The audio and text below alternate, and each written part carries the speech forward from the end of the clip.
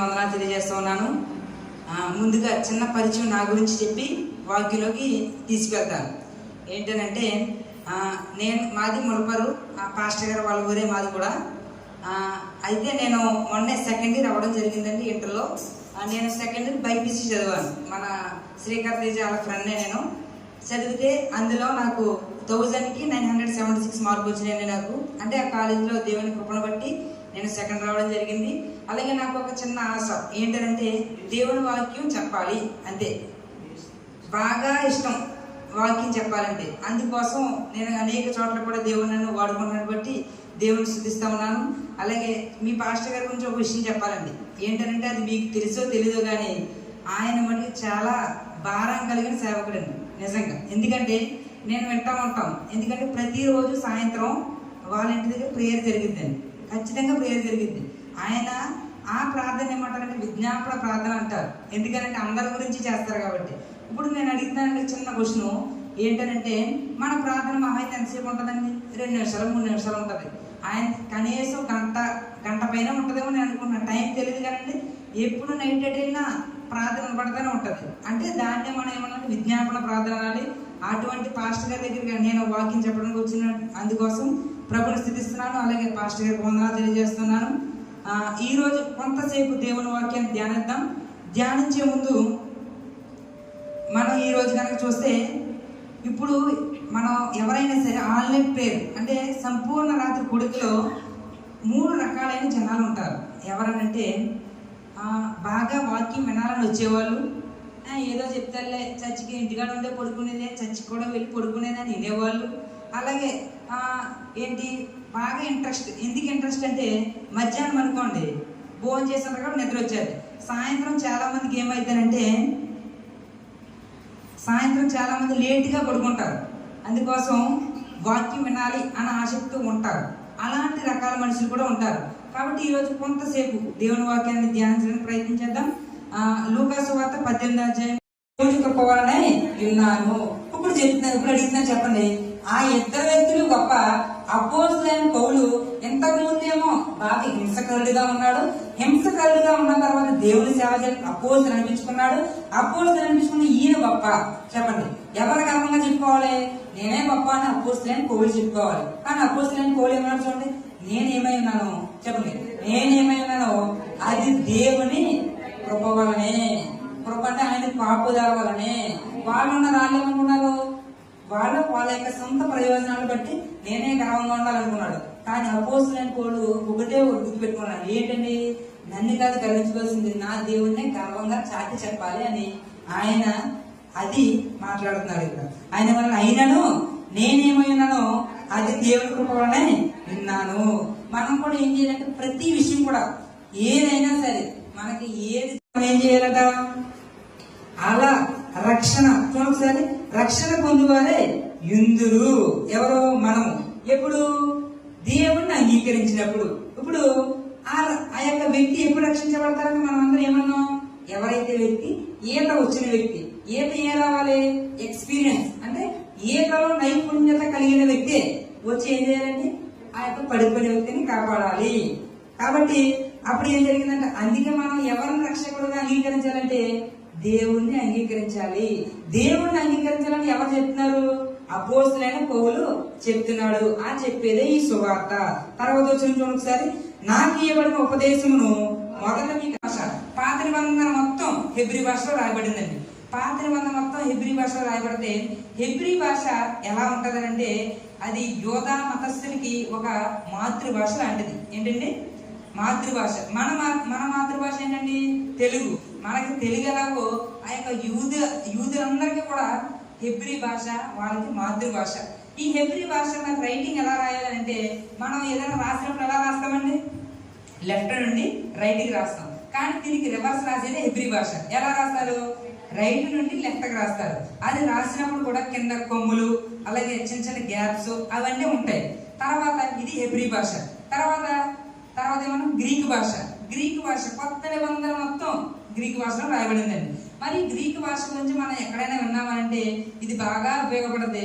మనం చదువుకున్నాం కదండి, చదువులో మనకు వస్తూ ఉంటది ఆల్ఫా, బీటా, గామా ఇవన్నీ కూడా గ్రీకు భాషే. ఈ మొత్తం 22 అక్షరాలు ఉంటాయి, ఆల్ఫా టు ఒమేగా. ఈ అక్షరాలు ఏదన్నా అయ్యే గ్రీక్ వర్డ్స్. ఈ యొక్క గ్రీక్ పదాలు, గ్రీక్ యొక్క భాషలో ఈ యొక్క కొత్త నిబంధన రాశారు. మరి అరామిక్ భాష ఉంది. మరి అరామిక్ భాష ఏంటంటే ఈ మాట మీరు వినే ఉంటారు, ఏంటి? లేమి లేమి లామా సబక్త. ఇది మన గుడ్ ఫ్రైడేకి ఎక్కువ ఉపయోగిస్తూ ఉంటాం. ఈ మాటే అరామిక్ భాష. ఈ అరామిక్ భాష మరియు హెబ్రీ భాష రెండు అక్షరాలు ఒకేలా ఉంటాయి, కానీ కొద్దిగా డిఫరెంట్ గా ఉంటుంది. ఈ 3 భాషల గురించి ఎందుకు చెప్పానంటే ఒక ఐడియా వస్తుందని చెప్పాను. ఇప్పుడు మనం ఎక్కడ ఉన్నామండి? 3 భాషల దగ్గర ఉన్నాం. పాత నిబంధన ఏమో హెబ్రీ భాష, కొత్త నిబంధన ఏమో గ్రీక్ భాష. కొన్ని మధ్యలో దానియేలులోని కొన్ని సందర్భాల్లో ఈ యొక్క అరామిక్ భాష ఉపయోగించారు. ఇప్పుడు మనం చూద్దాం. ఈ భాష గురించి ఎందుకు చెప్పాను? పేతురు అనే మాట గురించి చెప్పాను. పేతురు అనే మాట గ్రీకు భాషలోనిది. ఏంటంటే గ్రీకు భాషలో ఏం చెడ్డ ప్రయోజనానికి ఇక్కడ డబ్బులు ఖర్చు పెట్టలేదు. ఈయన ఏమనుకున్నాడంటే దీని ద్వారా ఏదో మంచి చేయాలి అన్న ఉద్దేశంతో జరిగింది. ఒకరోజు ఒక వ్యక్తి తన యొక్క మిత్ర దోషము అంటారు, మిత్ర దోహము అంటే ఫ్రెండ్స్ వల్ల పాడైపోయిన వ్యక్తి. అంటే ఒక ఫ్రెండ్స్ తో అతను బాగానే ఉన్నాడు, అలాగే బిజినెస్ జరిగింది. బిజినెస్ జరిగిన తర్వాత ఫ్రెండ్స్ కి కలహం ఏర్పడి వాళ్ళ బిజినెస్ విడగొడేసుకున్నారు. విడగొట్టేస్తే ఈయనేమో ఆయనకే 3 అమ్మాయిలు అంటాడు. 3 అమ్మాయిలు అయితే పెళ్లి చేయాలి. డబ్బులు ఎక్కడి నుంచి వస్తాయి? పని లేదు. పని లేకపోతే ఈయన ఏమనుకున్నాడంటే ఆ యొక్క 3 పిల్లల్ని చెప్తే కఠినంగా ఉంటుందండి. ఈ 3 పిల్లల్ని శరీరం అమ్ముకునే వారుగా ఇది చేయాలనుకున్నాడు. ఈ విషయం ఒక అతనికి తెలిసింది. ఈయన సెయింట్ నికోలస్. ఈయనకి తెలిసిన తర్వాత ఈయన ఏం చేశారంటే ఓ రోజు నైట్ సాక్స్ లో డబ్బులు పెట్టుకొని ఇంట్లో ఒక చీటి మీద రాసి నీ యొక్క కుమార్తెకి పెళ్లి చేయాలి కాబట్టి ఈ ధనాన్ని దానికి ఖర్చు పెట్టు అని రాసి ఆయన కిటికీ నుంచి పడేశారంటాను. ఈయన తెలియదు. పొద్దున్న లేచి చూసేటప్పటికి నెతికేటప్పటికి ఇది ఉంది. ఎవరేసారో తెలియదు. ఫోన్లే ఈయన తర్వాత పెళ్లి చేశాడు. మళ్ళీ 2 అమ్మాయిని పెళ్లి చేయాలి. మళ్ళీ అలాగే చేశాడు. మళ్ళీ అలాగే చేసే ముందు ఈయన గమనించాడు. ఎవరో ఆయన కనిపెట్టాలి అనుకున్నాడు, కనిపెట్టలేకపోయాడు. మళ్ళీ 3వ అమ్మాయిని పెళ్లి చేయడానికి మళ్ళీ ఈయన సెయింట్ నికోలస్ అని ఆయన డబ్బులు తీసుకొచ్చి కిటికీలో వేసే ముందు ఈయన కట్టగా లేచి ఆయన కాళ్ళు పట్టుకుని లాగేశాడు. అంటే పడిపోతాడని కాదు, ఆయన్ని ఎలాగైనా చూడాలని. తర్వాత చూసేటప్పుడు ఆయన ఎవరు? Saint Nicholas.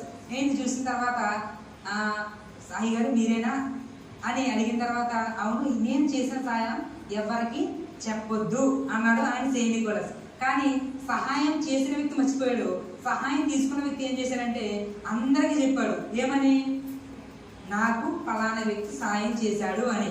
అంటే ఇప్పుడు నేను ఇదంతా ఎందుకు చెప్పానంటే కృతజ్ఞత కలిగి ఉండాలి.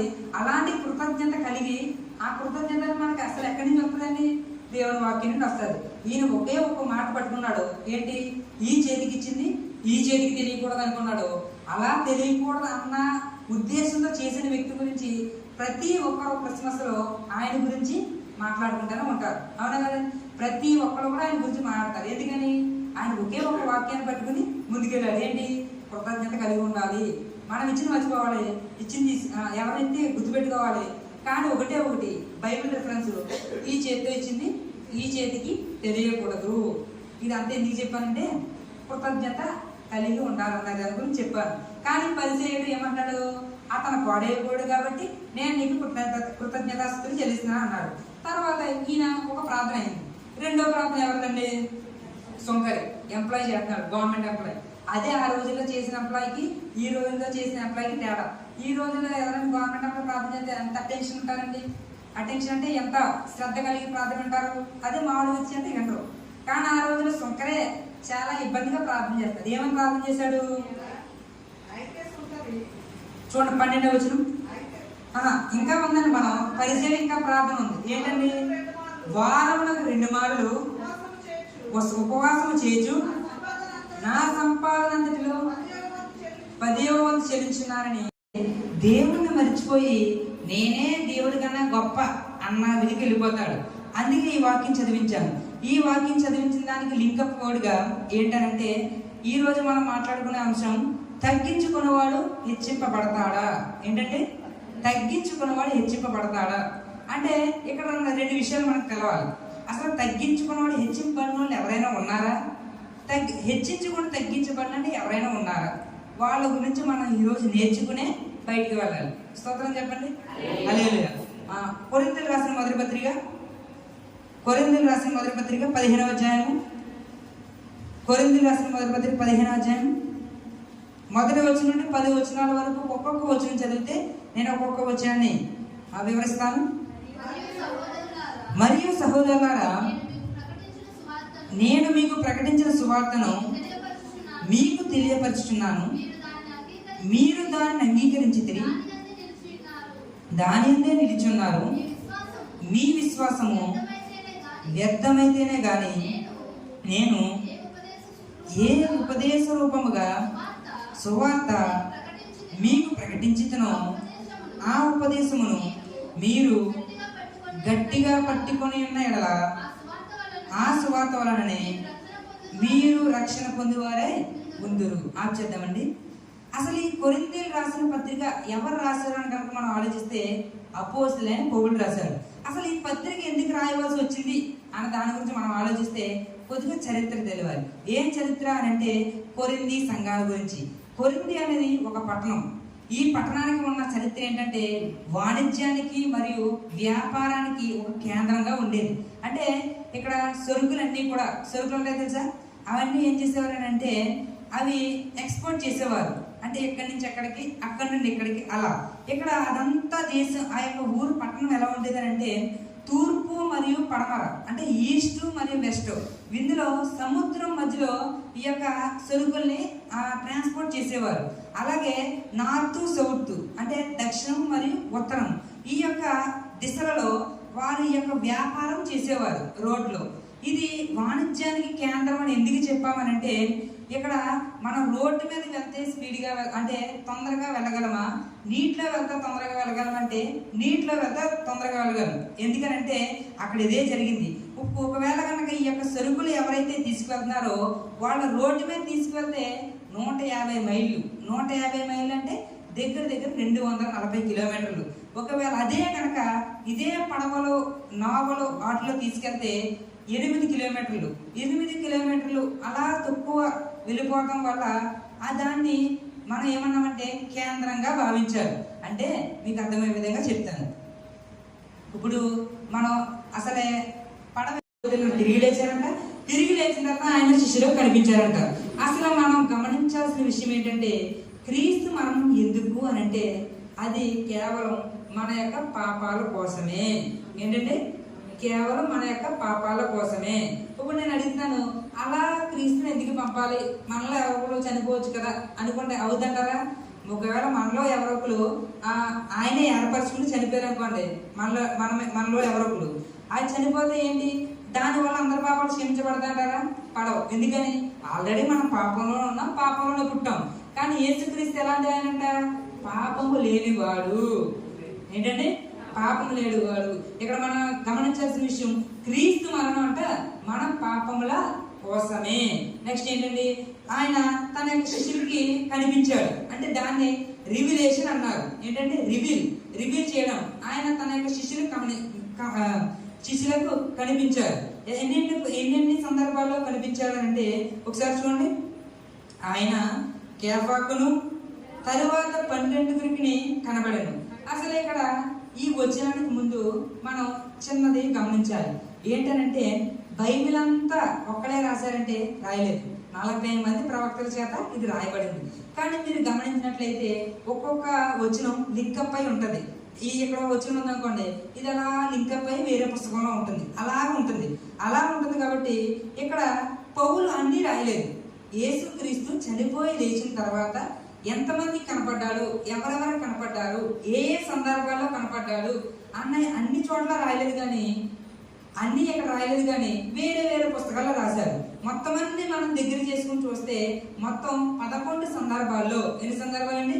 11 సందర్భాల్లో యేసుక్రీస్తు తన యొక్క ప్రజలకి, తన యొక్క శిష్యులకి, వాళ్ళకి ప్రత్యక్షం, దాని రివిలేషన్ ఆయన కనిపించడం జరిగింది. ఆ యొక్క 11 సందర్భాలు ఏంటి అన్న దాని గురించి మాట్లాడుకుని ముందుకు వెళ్దాం. అసలే క్రీస్తు తిరిగి లేచాక కనిపించిన అన్ని సందర్భాలు ఇక్కడ ఏమైనా పౌలు రాయలేదు. అలాంటి సందర్భాలు ఎలాంటి ఏంటి? 11 ఉన్నాయి. అందులో మొట్టమొదటి ఎవరు కనపడ్డారంటే మగ్దలేని మరియకు. ఓ రోజు ఆదివారం అంటండి, దాన్ని పునరుద్ధాన దినం అంటాం. ఆ రోజు మగ్దలేని మరియకు ఒక దూత లేచింది, ఆ రాయి మీద కూర్చొని అదిగో అలా వెళ్ళిపోతున్నాడు యేసుక్రీస్తు అని చెప్తే అప్పుడు కనపడింది ఎవరికి? మగ్దలేని మరియకి ఒకటి. నెక్స్ట్ ఎవరికి కనపడింది? ఆమె లేదు. ఆమె లేకుండా ఆ యొక్క మత్తయి సువార్త 28వ అధ్యాయంలో మనకి ఇది కనపడుతుంది. ఆమె లేదు అంటే మగ్దలేని మరియ లేకుండా వేరొక మరియ ఉంది. వేరొక మరియ ఉన్నప్పుడు ఆమె కనపడ్డారు. ఎంతమంది? 2 అండి, 2 కనపడ్డారు. తర్వాత 3గా పేతురికి కూడా కనిపించారు. పేతురు ఎవరు? యేసుక్రీస్తు యొక్క మొట్టమొదటి శిష్యుడు.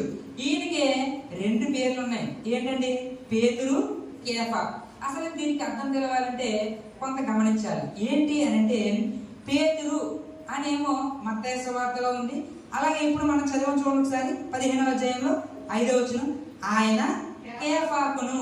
మరి పేతురు ఏంటండి, కేఫా ఏంటనండి? ఖచ్చితంగా డౌట్ రావాల్సిందే. ఏంటి అని అంటే ఇది బైబిల్ అనేది 3 భాషల్లో రాయబడింది. వారిగా ఉండకూడదు, మీ యొక్క క్రియలు బయటికి కనపడకూడదు అన్నారు. అలాగే ఉపవాసాల గురించి ఇందాక మనం మాట్లాడుకున్నాం. యోవేలు గ్రంథం చదివారు కదండి. అందుకు ఉపవాస దినం అసలు ఎలా ఉండాలంటే ఉపవాస దినాన్ని ప్రతిష్ఠించుకోవాలి. మీరు గమనిస్తే యోవేలు గ్రంథం 1వ అధ్యాయం 14వ వచనం, అలాగే 2వ అధ్యాయం 15వ వచనం కూడా ఉపవాస దినాన్ని ప్రతిష్ఠించాలి అన్నారు. ప్రతిష్ఠించాలంటే ఆ రోజు ఖచ్చితంగా ఉండిపోవాలి అని అర్థం. కానీ మనం అలా ఉన్నాం కదండి. అలా ఉన్నాం కాబట్టి కొత్త నిబంధన వచ్చినప్పుడు ఏం మారింది? ఉపవాసం ఉంటాం, దేవుడికి దగ్గరగా ఉండాలి. దేవుడికి దగ్గరికి ఎప్పుడు ఉంటామండి? ప్రతిష్ఠించుకున్న రోజే ఉంటాం. ఇప్పుడు ఏదైనా పనిలో ఉన్నప్పుడు ఉపవాసం దేవుడికి దగ్గరగా ఉండగలమంటారా? ఉండలేం. దేనికి దగ్గరగా ఉంటాం? పనికి దగ్గరగా ఉంటాం. ఇదంతా ఎందుకు చెప్పానంటే ఈ రోజు సమాజంలో జరుగుతున్న దాన్ని బట్టి చెప్పాను. మరి ఇక్కడ పరిచయం ఏమన్నాడు? 2 రోజులు ఉపవాసం ఉంటున్నాడంట. తర్వాత ఆయన యొక్క సంపాదనలో 10వ వంతు చెల్లించుచున్నాడని తనలో తాను ప్రార్థించుచుండెను. మీరు ఇప్పుడు గమనించినట్లయితే ఎక్కడ ప్రార్థన చేస్తానంటేనో తనలో తాను అంటే దేవుడు ప్రతి హృదయాన్ని ఎరుగుతాడా లేదండి. హృదయం అంతరంగం ఎరిగిన దేవుడు మన దేవుడు. ఆయన అందుకే గమనిస్తారు కాబట్టి ఆయన ఏమన్నాడు? నా సంపాదనలో 10వ వంతు అంటే 100 రూపాయలు వచ్చినాయి అనుకోండి, 10 రూపాయలు ఇవ్వడం అది 10వ వంతు అంటే 1000 రూపాయలు వచ్చినాయి అనుకోండి, 100 రూపాయలు ఇవ్వడం అది 10వ వంతు. ఇలా తండ్రి నీకు ముందు కృతజ్ఞతలు. దేనికి కృతజ్ఞతలు? అతని వల్లే కాకుండా నన్ను మంచి స్థితిలో పెట్టినందుకు నీకే వందనాలు.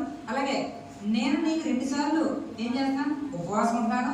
తర్వాత 3ది ఏంటంటే నేను నా యొక్క జీతంలో నీకు ఇచ్చేస్తున్నాను అన్నారు. ఒక విషయం కూడా మీకు ఒక జ్ఞాపకం చేస్తాను. ఏంటంటే మనం ఇచ్చేది ఏదైనా సరే దేవుడికి ఇచ్చేది మనం ఎప్పుడు ఎలా ఆలోచించి ఇవ్వాలంటే మనం దేవుడికి ఎంత ఇచ్చాం అందరూ చెప్పుకోవాలని కాదు.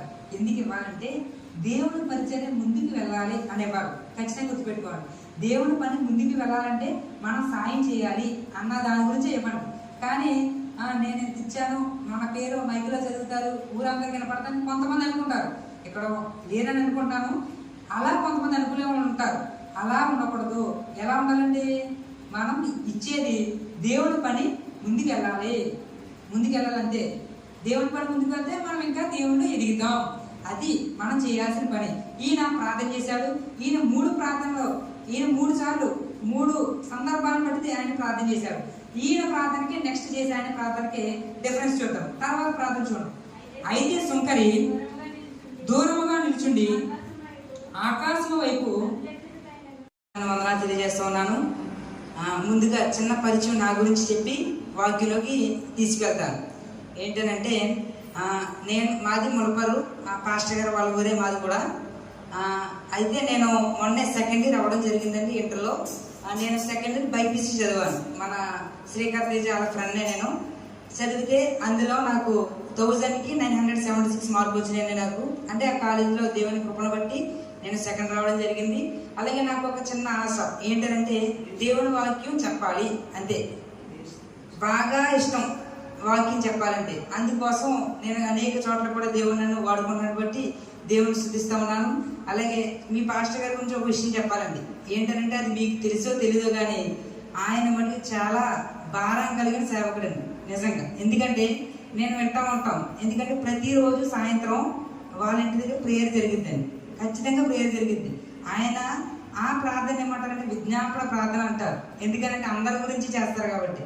ఇప్పుడు నేను అడుగుతున్నానండి చిన్న క్వశ్చన్ ఏంటంటే మన ప్రార్థన మహా అయితే ఎంతసేపు ఉంటుందండి? 2 నిమిషాలు 3 నిమిషాలు ఉంటుంది. ఆయన కనీసం గంట పైన ఉంటుందేమో నేను అనుకున్నాను. టైం తెలియదు కదండి. ఎప్పుడు నైట్ వెళ్ళినా ప్రార్థన పడతానే ఉంటుంది. అంటే దాన్నే మనం ఏమన్నా విజ్ఞాపన ప్రార్థన అనాలి. అటువంటి పాస్టర్ గారి దగ్గరికి నేను వాక్యం చెప్పడానికి వచ్చిన అందుకోసం ప్రభుని స్థితిస్తున్నాను. అలాగే పాస్టర్ గారికి వందనాలు తెలియజేస్తున్నాను. ఈరోజు కొంతసేపు దేవుని వాక్యాన్ని ధ్యానిద్దాం. ధ్యానించే ముందు మనం ఈరోజు కనుక చూస్తే, ఇప్పుడు మనం ఎవరైనా సరే ఆన్లైన్ ప్రేయర్ అంటే సంపూర్ణ రాత్రి కొడుకులో 3 రకాలైన జనాలు ఉంటారు. ఎవరనంటే బాగా వాక్యం వినాలని వచ్చేవాళ్ళు, ఏదో చెప్తారులే చర్చికి ఇంటికాడ ఉండే పడుకునేదే, చర్చికి కూడా వెళ్ళి పడుకునేదని వినేవాళ్ళు. అలాగే ఏంటి బాగా ఇంట్రెస్ట్. ఎందుకు ఇంట్రెస్ట్ అంటే మధ్యాహ్నం అనుకోండి భోజనం చేసిన కూడా నిద్ర వచ్చేది. సాయంత్రం చాలామందికి ఏమైందనంటే చాలామంది లేట్గా పడుకుంటారు. అందుకోసం వాక్యం వినాలి అన్న ఆసక్తితో ఉంటారు. అలాంటి రకాల మనుషులు కూడా ఉంటారు. కాబట్టి ఈరోజు కొంతసేపు దేవుని వాక్యాన్ని ధ్యానించడానికి ప్రయత్నం చేద్దాం. లూకా సువార్త 18